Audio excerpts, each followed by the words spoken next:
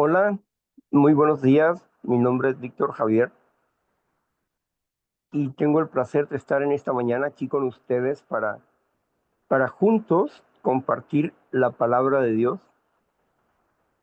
Creo que ella es muy buena y nos ayuda mucho a permanecer hoy, aquí y ahora con nuestras emociones bien puestas. Bueno, hoy estará coordinando Marla. Nos va a leer la reflexión y posteriormente estará entrando en el tema del día de hoy. Así es que le damos la entrada a Marla con la reflexión. Adelante, Marla. Claro que sí, Víctor. Muy buenos días, compañeros. Y pues la reflexión de la chiquera de Dios del 23 de septiembre dice así: Porque he aquí, yo mandaré y haré de la casa de Israel sea zarandeada entre todas las naciones, como se zarandea el grano en una criba y no cae un granito en la tierra. Amos 9:9. El proceso de zarandeo prosigue todavía. Donde quiera que vayamos, estamos todavía siendo aventados y zarandeados. En todos los países del pueblo de Dios está siendo probado cómo se zarandea el grano en una criba. Algunas veces el demonio sostiene la criba y zarandea hacia arriba y hacia abajo a gran velocidad, con el ardiente deseo de deshacerse de nosotros para siempre. La incredulidad no se demora en agitar nuestro corazón y mente con sus temores inquietantes. El mundo tiende una mano dispuesta al mismo proceso y nos sacude a derecha, a izquierda con gran vigor. Y lo peor de todo es que la iglesia, apóstata en su mayoría, viene para aplicar una fuerza más furiosa al proceso de zarandeo. Bien, bien, que continúe. De esta manera es separada la paja del trigo. Así es libre el trigo de polvo y paja. Y cuán grande es la misericordia que nos llega en el texto, y no cae un granito en la tierra. Todo lo que es bueno, verdadero y precioso será preservado. Ni uno solo de los más pequeños creyentes se perderá, ni ningún creyente perderá algo que pueda llamarse una pérdida. Seremos tan protegidos durante el zarandeo que se convertirá en una ganancia real para nosotros por medio de Cristo Jesús. Amén. Y adelante, Víctor, con esa reflexión.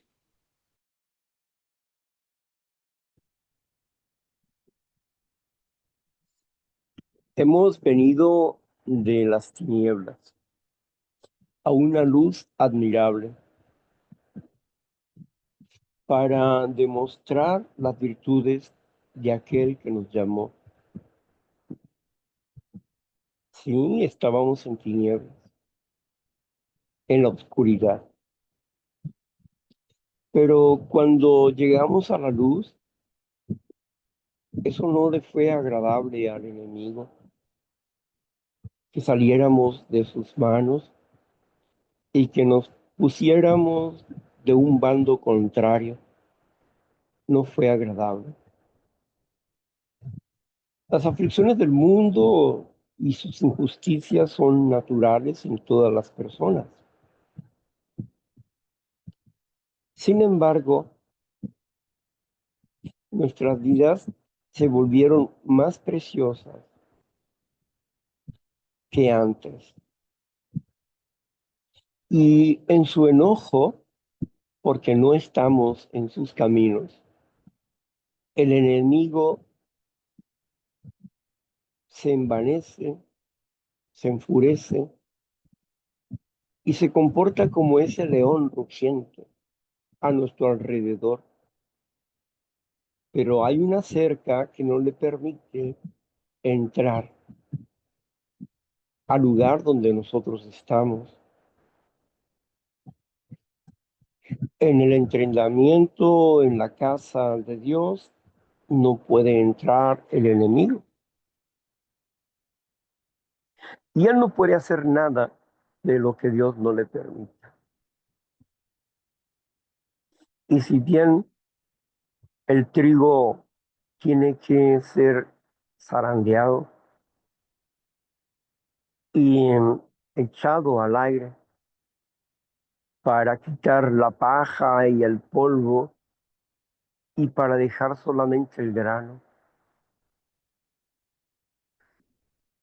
será un privilegio para nosotros ser zarandeados.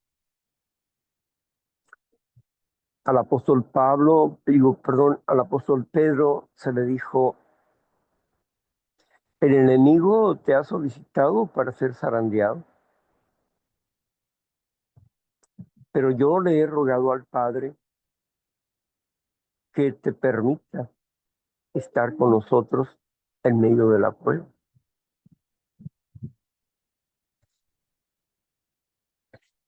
Y cuando Jesús le dijo que lo iba a negar, él valientemente dijo que no.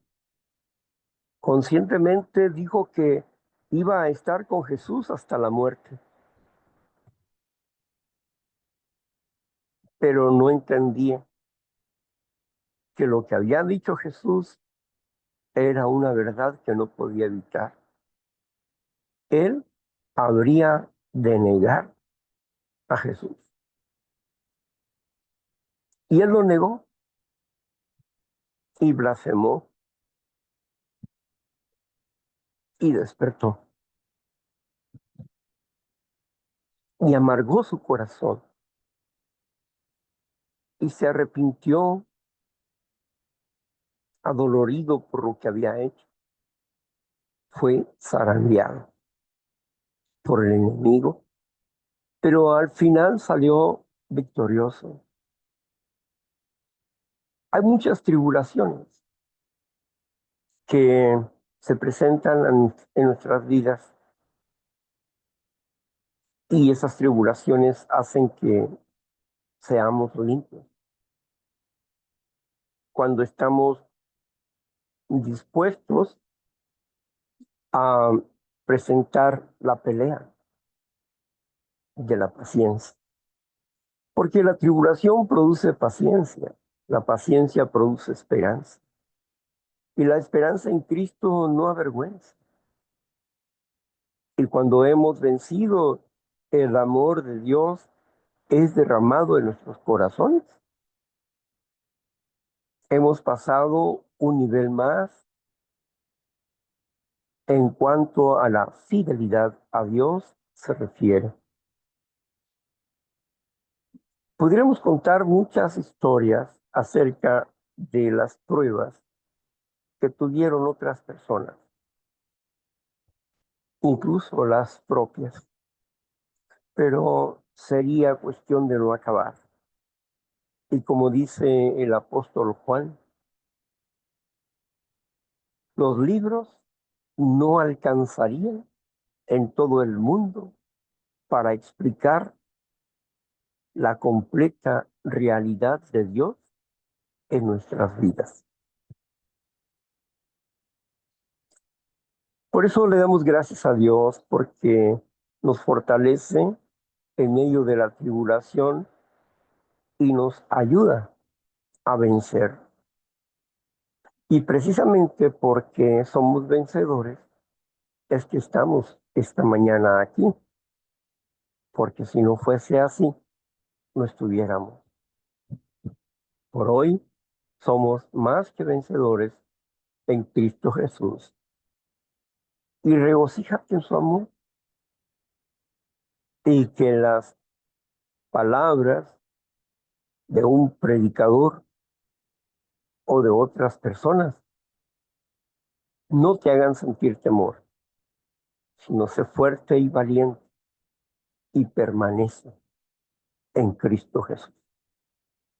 Amén. Adelante, Marla. Claro que sí, Víctor. Y bueno, vamos a continuar con la lectura y les voy a leer un poco de la semana pasada, solo para recordar de qué nos habló el compañero Víctor hace 8 días, 7 días. Y dice así, les dijo Nicodemo, ¿juzga acaso nuestra ley a un hombre si primero no le oye y sabe lo que ha hecho? Respondieron y le dijeron, ¿eres tú también Galileo? Escudriña y ve que de Galilea nunca se ha levantado profeta. Y cada uno se fue a su casa. Eso fue la semana pasada y la lectura del día de hoy, que es Juan 8, y voy a empezar desde el versículo 1, que dice así. Y Jesús se fue al monte de los olivos y por la mañana volvió al templo y todo el pueblo vino a él y sentado él les enseñaba. Entonces los escribas y los fariseos le trajeron una mujer sorprendida en adulterio y poniéndola en medio, le dijeron, Maestro, esta mujer ha sido sorprendida en el acto mismo del adulterio y en la ley nos mandó Moisés apedrear a tales mujeres. Tú pues, ¿qué dices? Mas esto decían tentándole para poder acusarle. Pero Jesús, inclinando hacia el suelo, escribía en la tierra con el dedo. Y como insistieran en preguntarle, se enderezó y les dijo, el que de ustedes esté sin pecado, sea el primero en arrojar la piedra contra ella. E inclinándose de nuevo hacia el suelo, siguió escribiendo en tierra. Pero ellos, al oír esto, acusados por su conciencia, salían uno a uno, comenzando desde los más viejos hasta los postreros. Y quedó solo Jesús y la mujer estaba en medio.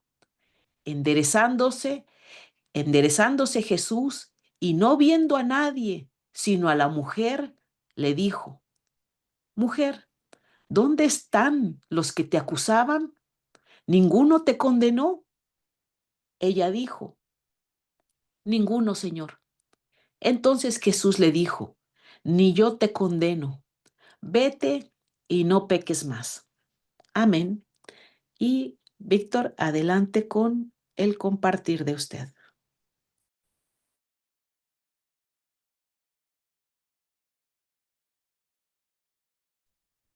Bien, para muchos este pasaje es importante por la experiencia que trae. Sin embargo, se considera que este pasaje fue imputado después de los apóstoles, años después de los apóstoles. Pero sí nos enseña varias cosas este pasaje, porque veamos, primeramente traen a la mujer adúltera, pero hay una cosa, no traen al hombre, porque dijo, la hemos tomado en pleno acto de adulterio. ¿Y por qué no trajeron al hombre? Ese es un error que ellos, los religiosos de ese tiempo, no hubieran cometido.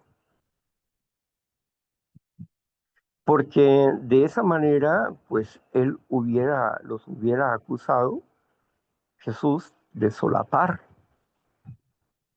a la persona, al hombre. Ese es un error.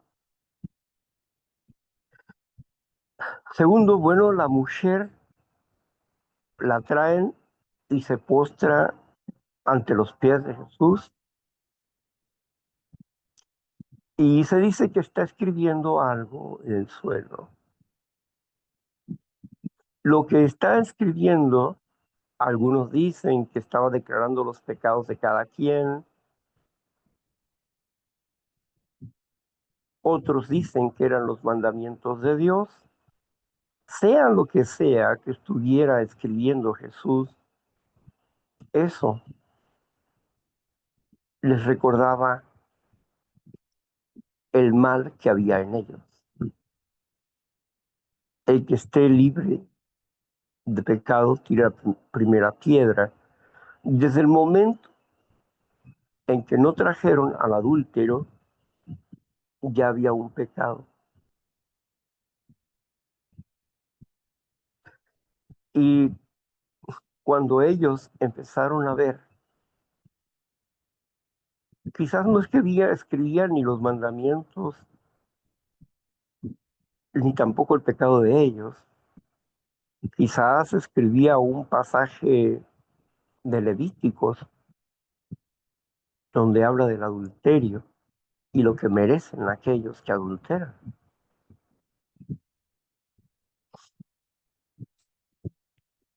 La muerte es lo que merecen. En cierta ocasión, en el libro de Números nos habla Moisés, nos escribe Moisés, hablándonos de los hombres que fueron a ver a los pueblos paganos. Y uno de los hombres de Israel no se conformó con ir a fornicar a la fiesta de ese pueblo pagano, sino que se llevó a la mujer a a su tienda en Israel. Y estando ahí, él mancillando el lugar, cometiendo adulterio. ¿Por qué adulterio? Porque estaba siendo infiel a Dios. Eso era algo que ellos no deberían de hacer. Sin embargo, el sacerdote Joaídas agarró una lanza y los atravesó a los dos en pleno adulterio. Dios se regocijó en el acto, no por el acto del asesinato, sino por defender la santidad de Israel, porque todos los demás no hacían absolutamente nada. Y el celo por Dios entró en el sacerdote Joaídas y atravesó a estos dos.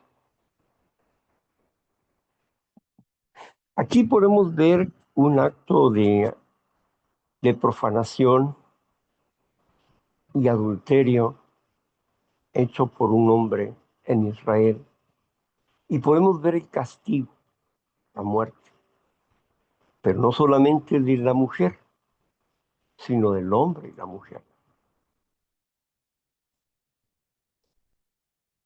Por eso cuando vemos este pasaje lo vemos incompleto. ¿Por qué solamente la mujer y no el hombre? Desde ese instante, desde ese momento, este pasaje puede ser un pasaje equivocado. Si fue imputado, está mal hecho. ¿Por qué? Porque debieron de haber llevado al hombre y a la mujer, no a la mujer nada más, a juicio. Y podemos notar también que la pregunta es, ¿quién te ha juzgado? ¿Quién te acusa?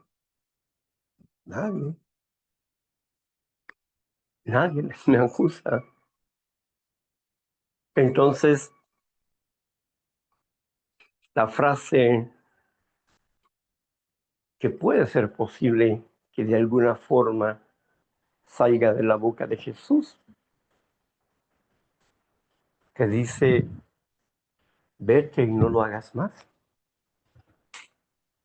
Este pasaje de la mujer adúltera se considera que es María Magdalena para algunos historiadores. ¿Qué podemos sacar de él? Aunque fuese un pasaje adulterado, ¿qué podemos sacar de él? Podemos sacar la buena fe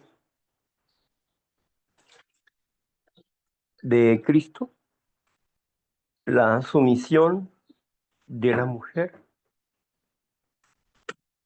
y posteriormente podemos ver la fidelidad de la mujer.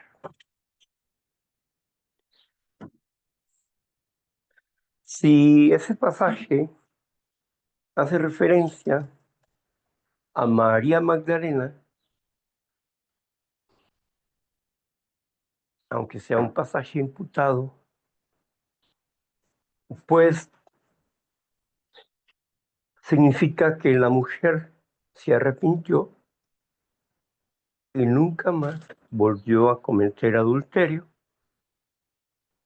Y lo vemos a esta mujer en la batalla de su vida con su hermano Lázaro, Marta, su hermana Marta, y ella a los pies de Jesús para escuchar su cátedra,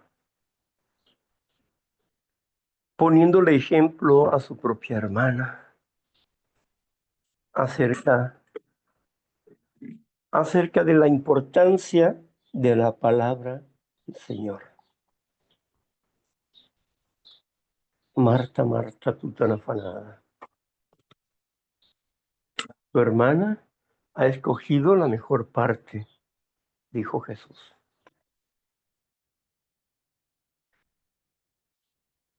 Y nosotros hemos escogido la mejor parte. Estamos con un corazón dispuestos para seguir las reglas de Cristo. O nosotros estamos solamente oyendo pesadamente los valores que Dios nos da. Y podemos sentirnos emocionados, pero nos olvidamos.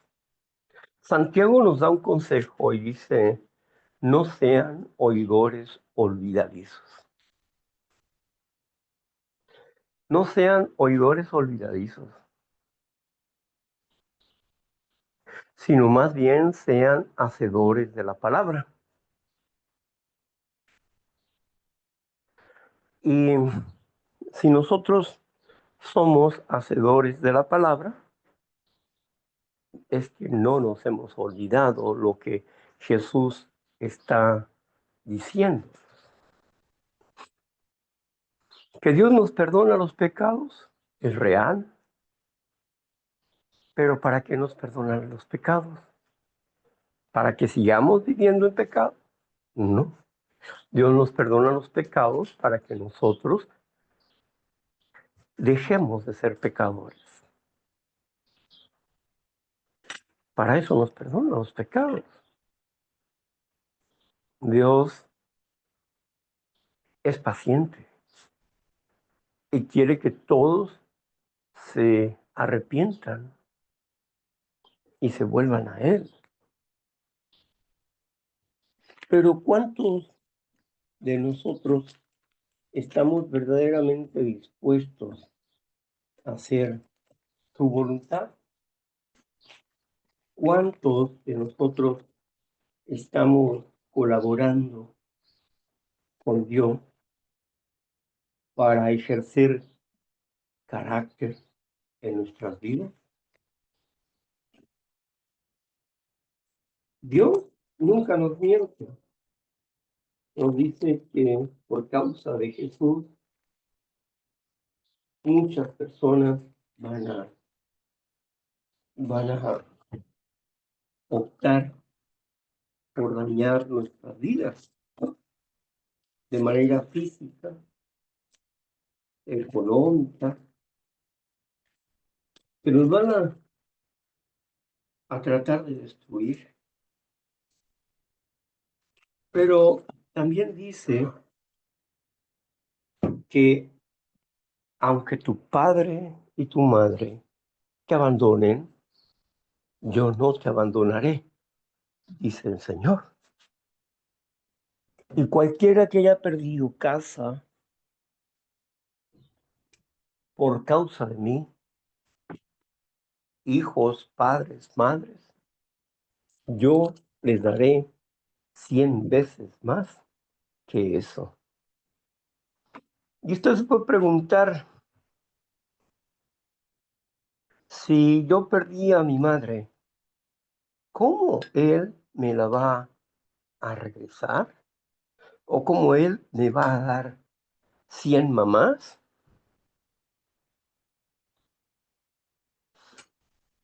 Bueno, él es Dios. Y como Dios tiene la capacidad para dar vida.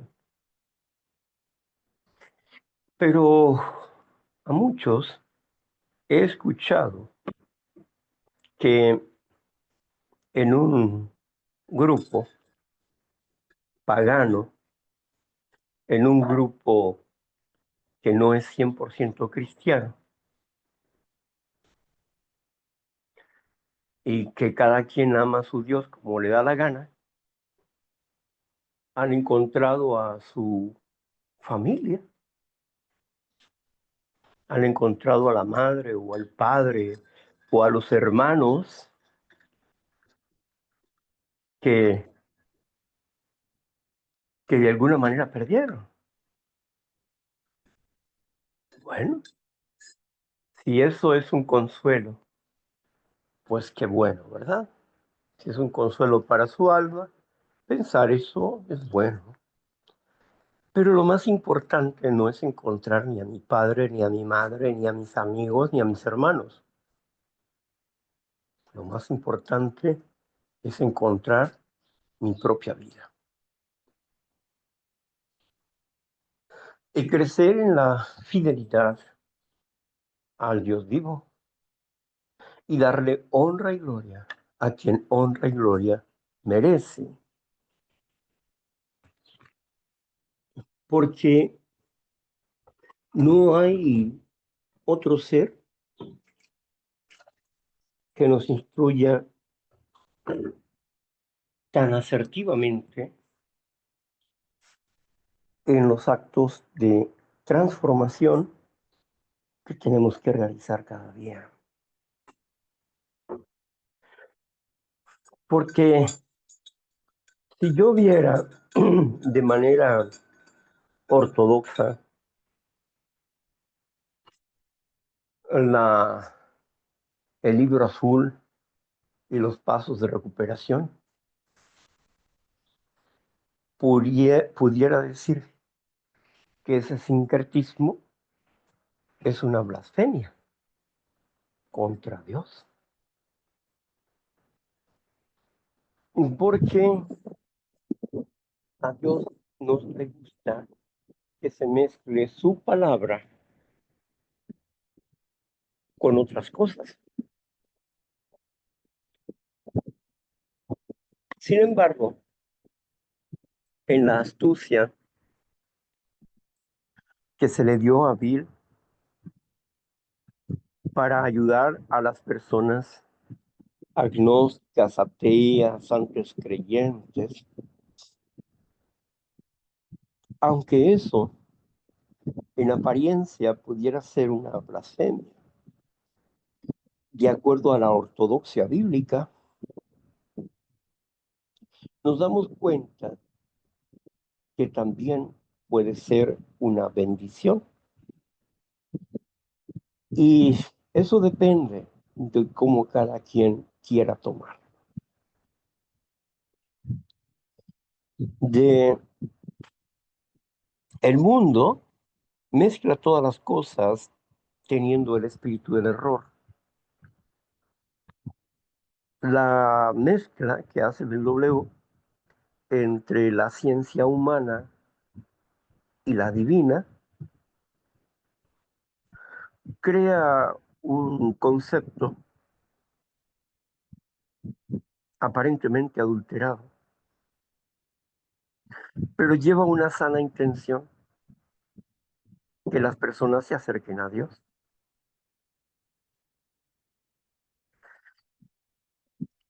Y ellos con ese trabajo pues hacen algunas reformas en sus vidas, la gran mayoría, pero no hacen una regeneración.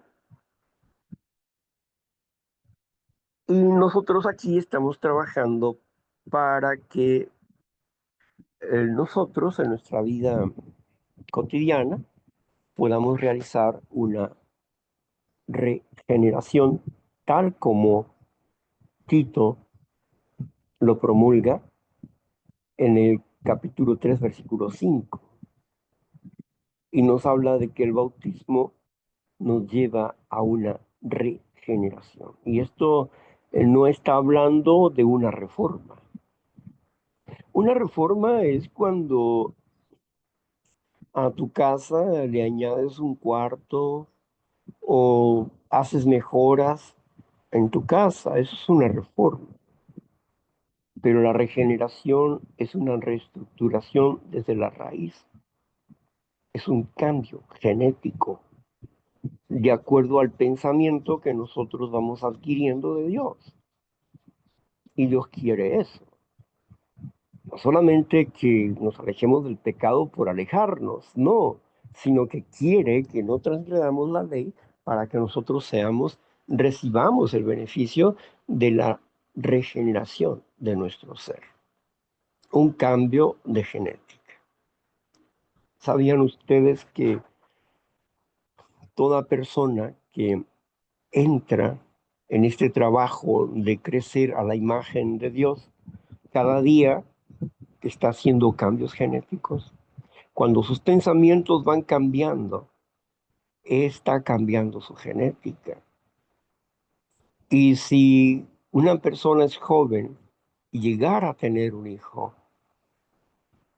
su genética sería diferente, porque su realidad de él, en su genética, su realidad de él, pues le haría beneficios independientemente de la educación emocional que la persona pudiera darle a los hijos.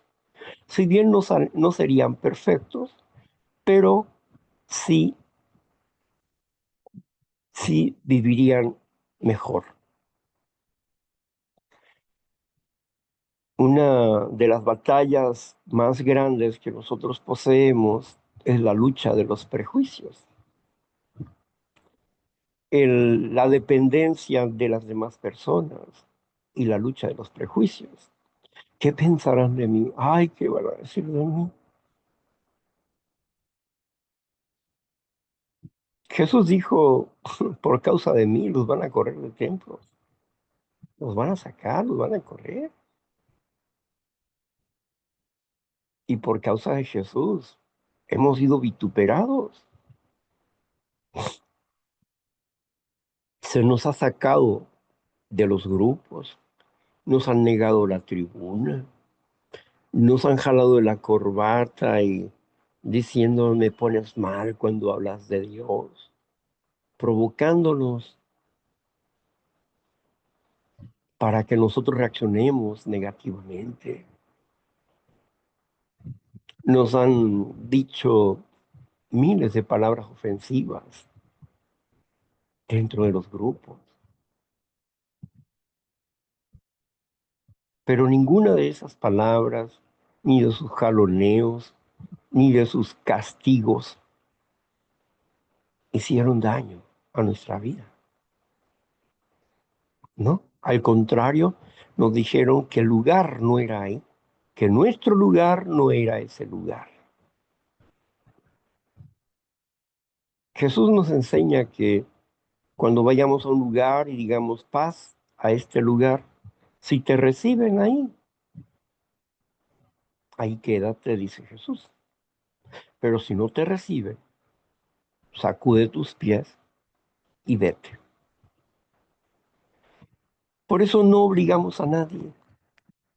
A nadie le obligamos a saber o conocer acerca de Jesús, del Padre y Cristo.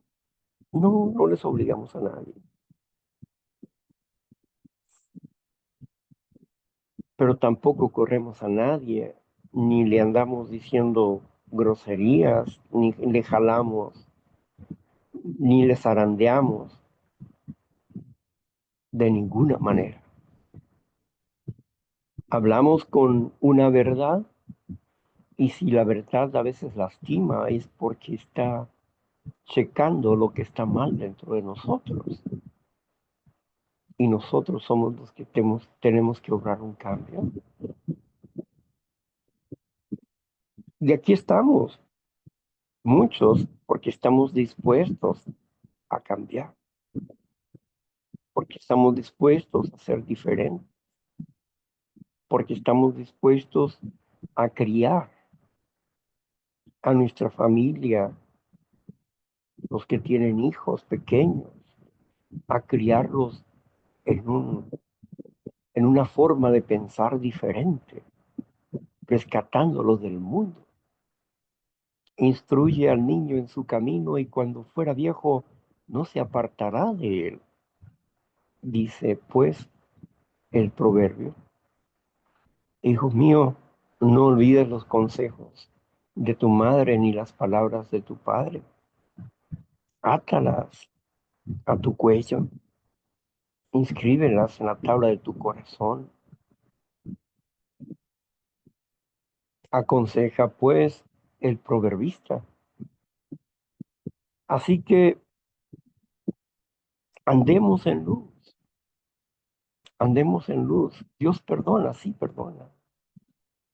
Esa es una verdad, pero también tenemos que cumplir el requisito. Si nos arrepentimos de un acto negativo, necesitamos no volver a hacerlo, porque estamos comprometidos con Dios, con su palabra que es ley.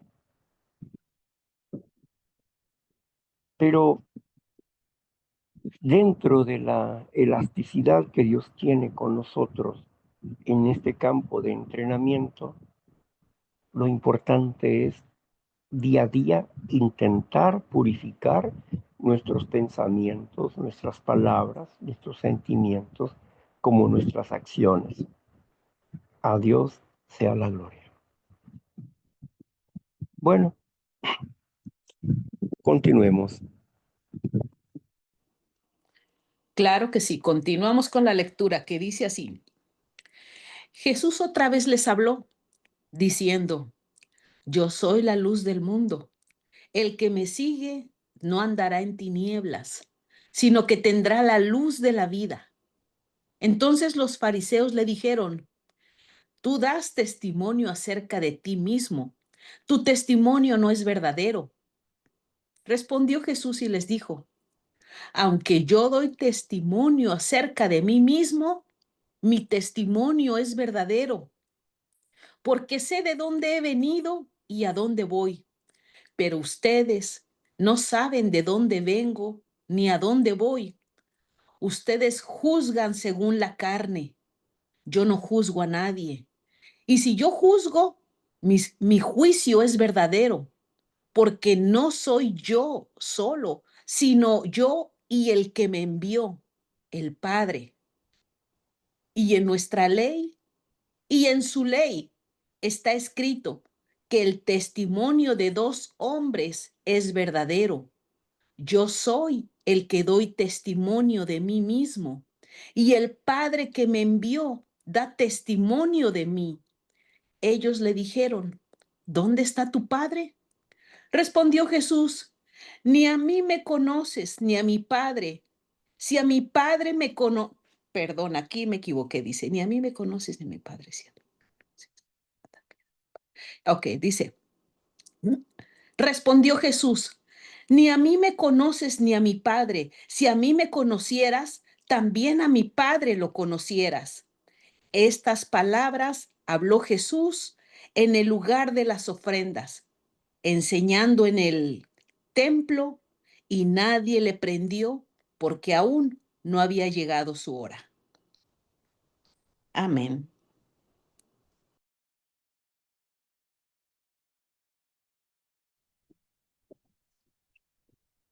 Bien,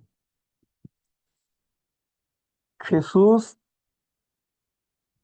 está hablándoles acerca de la ignorancia que tienen de la palabra. Y él dice, yo soy la luz del mundo y todo el que viene a mí tiene luz, o sea, conocimiento, sabiduría.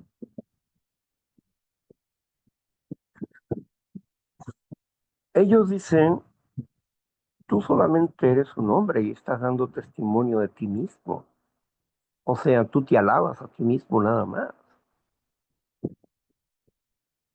Pero Jesús responde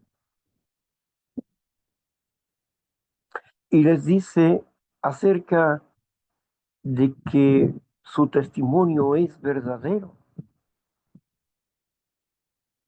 que su padre da testimonio de él. Y ellos preguntan, ¿y tu padre dónde está? Ellos estaban tan ciegos que no podían ver las obras que el Padre hacía a través de Jesús. El testimonio del Padre estaba ahí, en sus obras. Sus obras hablaban de que Él era el elegido y el Mesías. Pero los hombres religiosos de esa época no querían y no podían comprender lo que Jesús les decía. A mi Padre ustedes no lo conocen, ni a mí me conocen. Cuando habla esto, Jesús está hablando de que no conocen al Padre y que no conocen a Jesús, porque si conocieran al Padre, conocerían que Él es el Cristo. Pero esa revelación, aunque pudiera estar en sus mentes, ellos no querían aceptarla. Por eso constantemente lo asediaban con preguntas y situaciones para ver en qué manera podían tomarlo para darle muerte, porque daba testimonio de sus malas obras, de esos religiosos. Lo mismo sucede en la persecución de la congregación de Dios, en la diáspora. Cuando salieron huyendo el pueblo de Dios de Jerusalén y que se quedaron los apóstoles ahí, pero todo el pueblo huyó porque empezó una persecución contra ellos. Sí, al enemigo no le gusta que le hablen con la verdad y que lo pongan en evidencia. Y por eso esparció al pueblo. Y eso hizo que muchas personas salieran de Jerusalén y fueran a diversos lugares a asentarse y ahí mismo ellos fueron a dar testimonio de la luz. fueron a dar testimonio de la luz y la gracia de Dios. Los apóstoles se quedaron en Jerusalén y después estuvieron en Antioquía. Nunca estuvieron en Roma. El apóstol Pedro no estuvo en Roma. El que estuvo en Roma fue el apóstol Pablo y fue asesinado por Cicerón, que le cortó la cabeza, para justificar su locura de haber quemado Roma.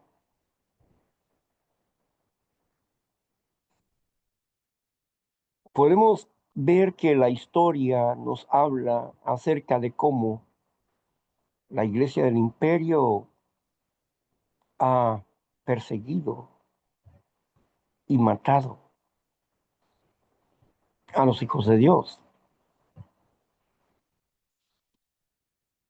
Lo que llaman el Día de los Muertos en esa tradición, esta tradición del Día de los Muertos o de Todos los Santos, fueron sacrificados los hijos de Dios en un día como ese. Fue sacrificado por Roma y luego Roma lo volvió un monumento, el Día de los Santos, de todos los santos.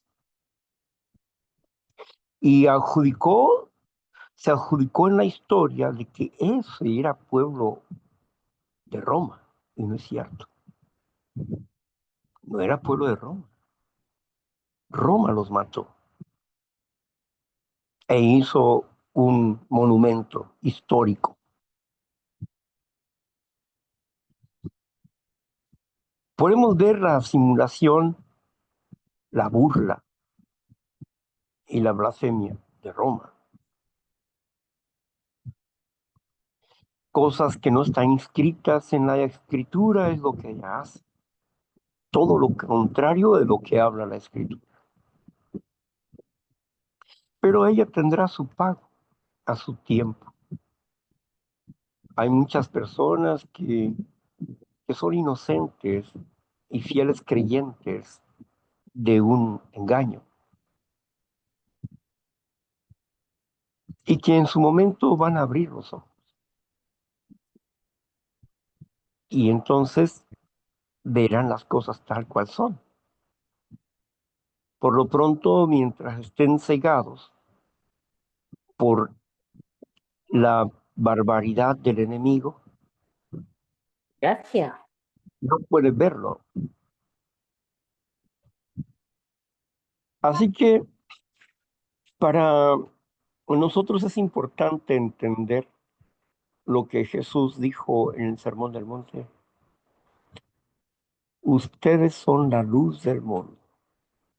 Y una luz no puede ser encendida y ponerla debajo de una cama o ponerle un balde a esa luz. La luz se enciende para ponerlo en lo alto de la casa y se pueda ver todo lo que está ahí. Ustedes son la luz del mundo.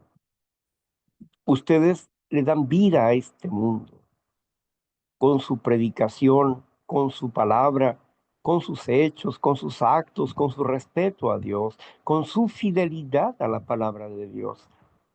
Ustedes son la luz del mundo, porque en sus vidas hay verdad y esa verdad alumbra sus ojos y alumbra su vida. Ustedes son la sal de la tierra, porque gracias a ustedes la tierra se conserva. Si ustedes son hijos de Dios y se mantienen fiel a Dios, ustedes no saben lo valioso que son para este mundo, como este mundo no sabe lo importante que somos para este mundo. Sin la presencia del Espíritu Santo en nuestras vidas, este mundo sería destruido y no habría esperanza para el ser humano.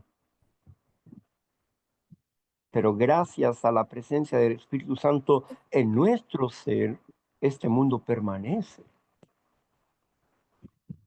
pero ellos no conocen a Dios y rechazan la vida.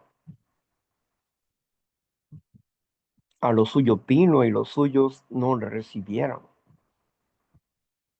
Mi palabra no haya lugar en sus corazones porque ustedes son malos, porque las obras de su padre el diablo quieren hacer. Y él es mentiroso y homicida desde el principio.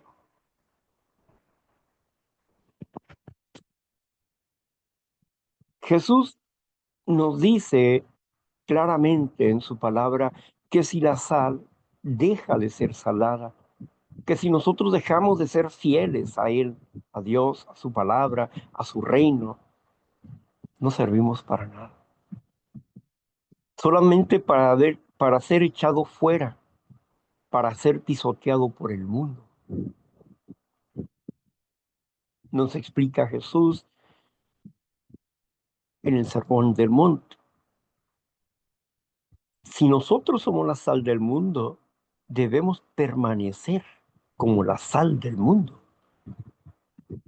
Entender la importancia que tenemos en el proyecto de Dios y en la existencia de esta sociedad, aunque nos ignore y aunque no les agrademos y aunque nos vituperen y aunque nos saquen de sus templos, qué bendición, qué bueno que me saquen del templo de Satanás, porque no es mi lugar.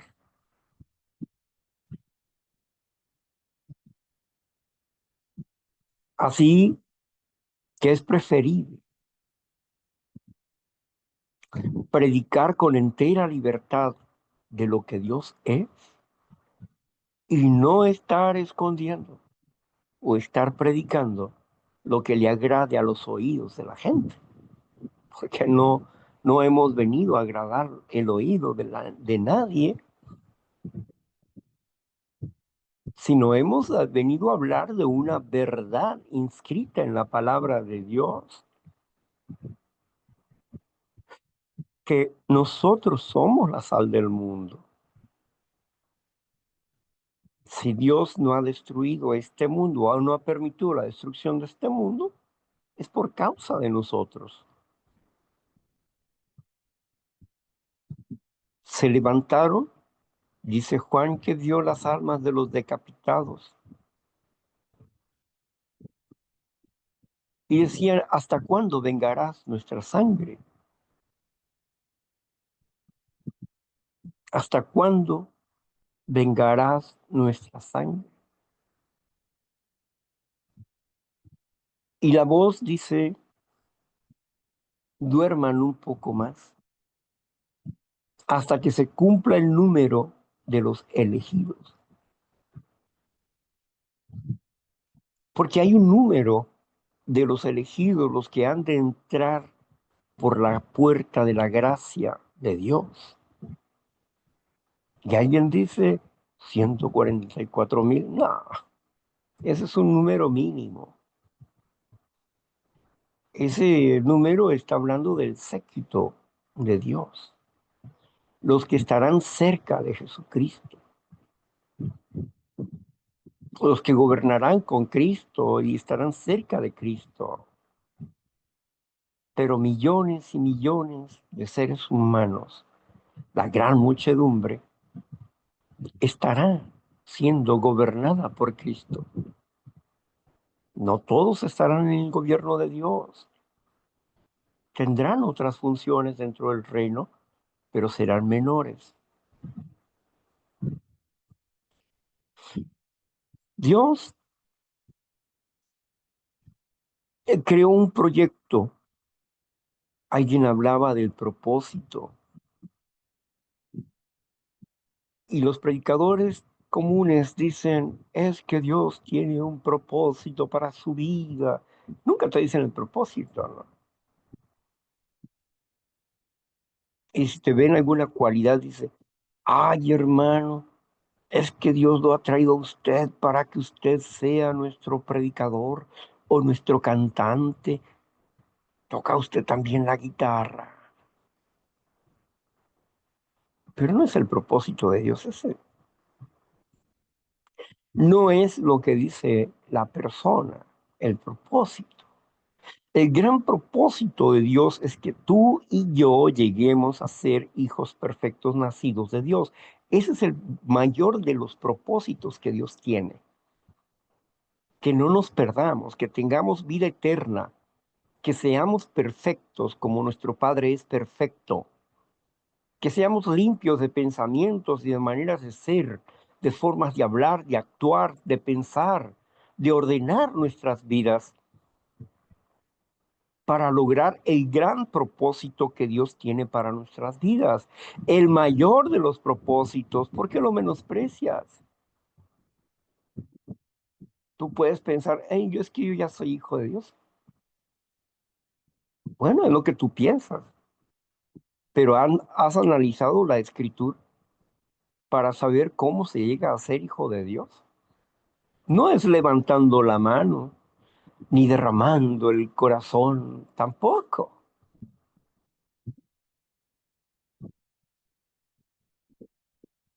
¿Cómo es entonces? ¿Hay un proceso para llegar a ser hijo de Dios? Claro, la escritura lo enmarca muy bien. Las personas no pueden tener el Espíritu Santo simple y sencillamente porque levanten la mano o porque pidan tenerlo. No, hay una forma. Por eso Jesús dice en Mateo 28, 18, 19, vayan y hagan discípulos y enséñenle todas las cosas que yo les he mandado a ustedes y bautícenlos. Así dice la escritura. Un ignorante no puede ser hijo de Dios. Necesita conocer qué significa el reino de Dios, qué es la fe en Cristo Jesús. Necesita conocer qué son las profecías. Necesita conocer la historia humana para ver el cumplimiento de la profecía a través de los diversos reinos que han pasado, desde Babilonia hasta el día de hoy, y cómo se cumplieron tales profecías. ¿Qué papel jugó Hitler y Mussolini en la historia, de acuerdo a las profecías?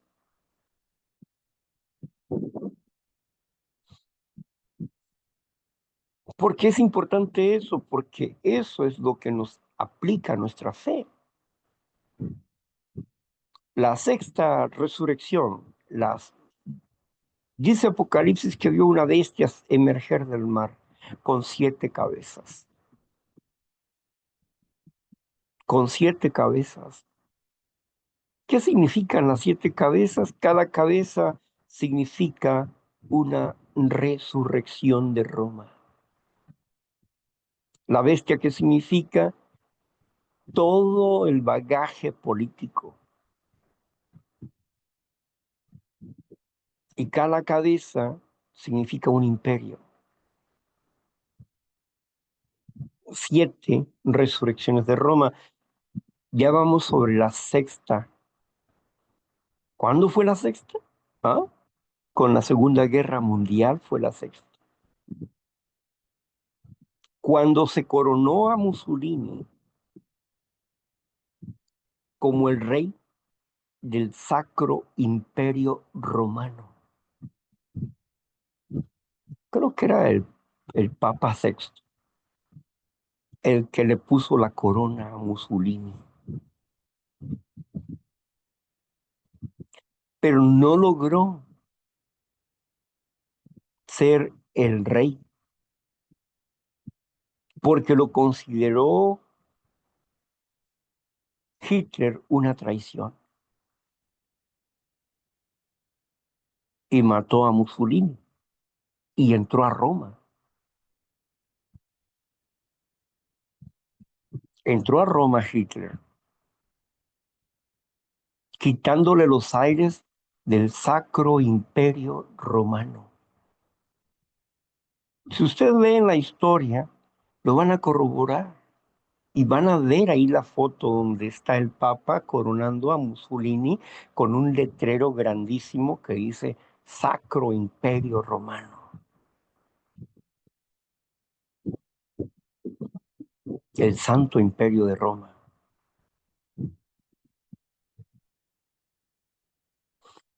No hablamos lo que se nos viene a la cabeza, sino lo que está inscrito en la historia. Los más de 6 millones de judíos apilados en montañas, desnudos, muertos. Está en la historia y están las fotos ahí. Son evidencias de la persecución del enemigo. Pero falta una cabeza. En esta última cabeza dice que tiene 10 cuernos. Cada cuerno representa un país. 10 países que se unen, como los 10 dedos de los pies de la imagen de Daniel. 10 países. Pero al final, 4 de ellos van a dar el poder a un cuerno más pequeño, a un país más pequeño. Les van a dar el poder a esta. Todo su poder, esos 4 reinos van a dar el poder a este cuerno pequeño, de donde el falso profeta saldrá y el falso político.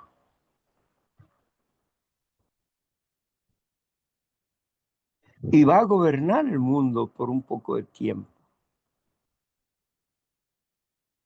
Va a hacer milagros y sanidades engañosas, dice la escritura. Y tendrá cautivo la mente de las naciones. Al único que no puede engañar es a los hijos de Dios. Pero si fuera posible, los engañará.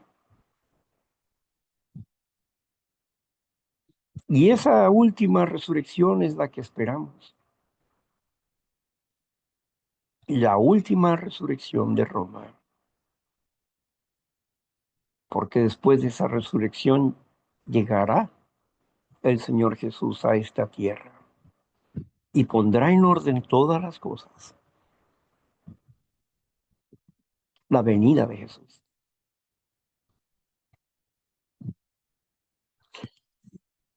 Cuando nosotros nos damos cuenta de el amor que Dios nos tiene, de la fidelidad que tiene para con su pueblo y cómo en cada etapa Dios va cumpliendo sus profecías.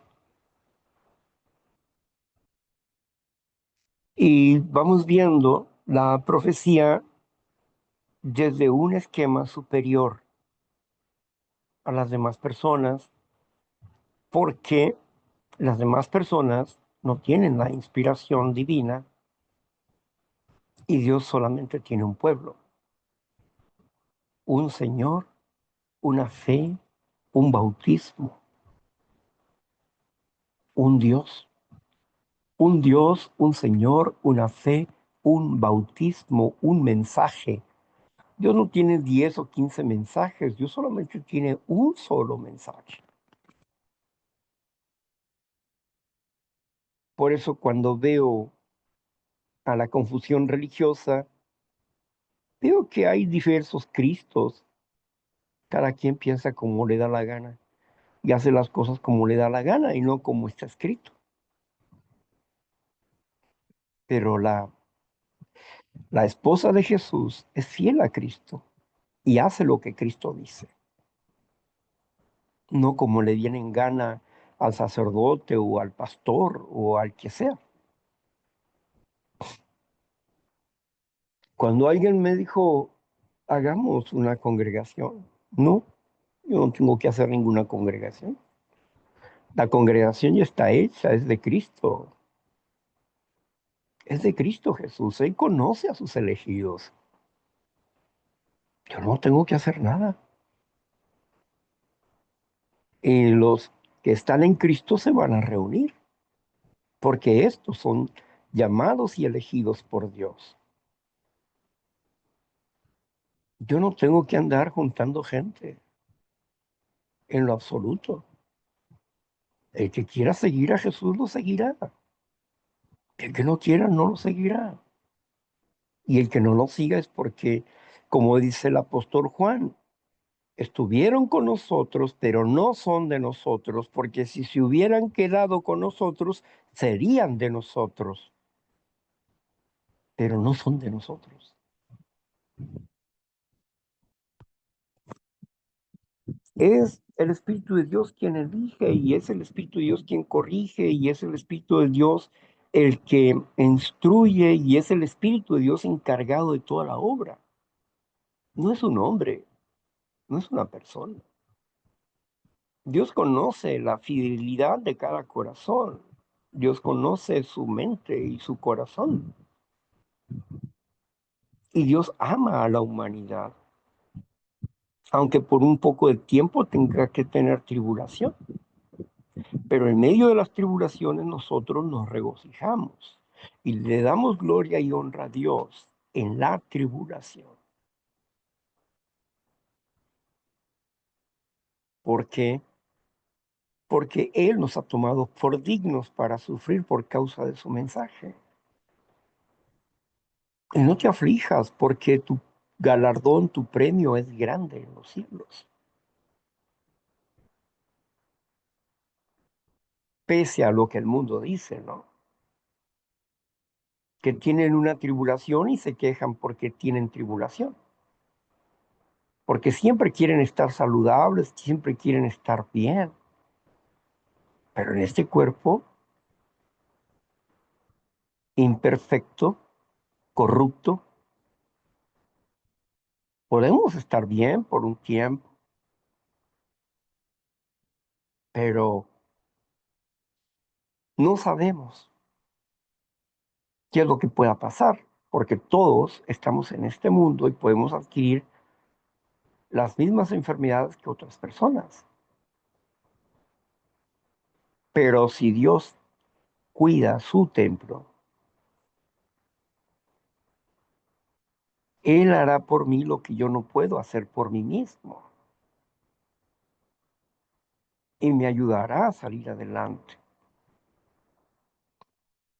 Todos los días repiten, hágase tu voluntad y no la mía, y parece que se los olvida muy rápido, porque cuando Dios está haciendo la voluntad en sus vidas, entonces empiezan a quejarse, porque solamente quieren mieles y hojuelas en sus vidas y no quieren ver el crecimiento y el desarrollo de su espíritu. Si es necesario pasar por alguna tribulación para crecer en carácter, pues tendremos que vivirlo, no negarnos a vivirlo. ¿Cuántos estarán verdaderamente dispuestos a ser hechos hijos de Dios? No sé. Cada quien lo decidirá en sus corazones y tendrá una entrega absoluta, creyendo lo que dice la Escritura y no lo que andan diciendo otras personas, que no son de la Escritura, enseñanzas doctrinales que no son de la Escritura, filosofías y vanas sutilezas que los apartan de Dios. Así es que abramos nuestras mentes para que penetre la luz de Cristo Jesús y no solamente sean perdonados nuestros pecados, sino que se nos dé la fuerza, el conocimiento y el valor para hacer su voluntad.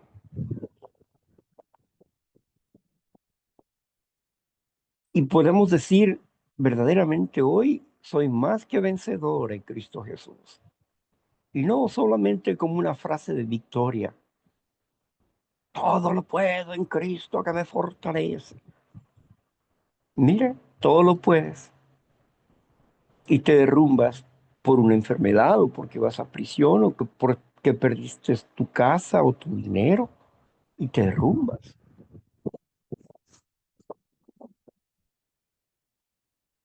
No que todo lo puedes en Cristo.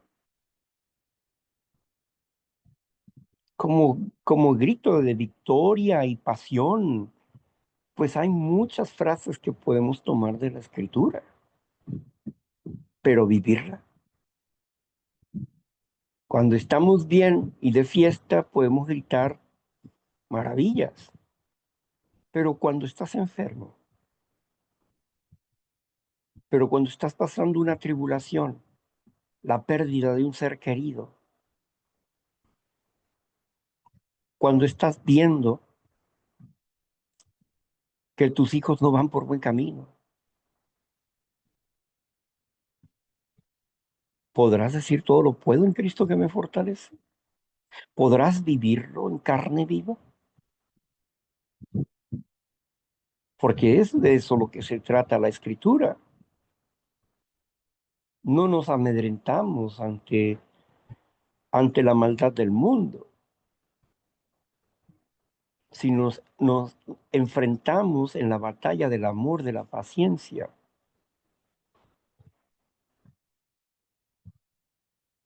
A Dios y a la gloria. Bueno, entonces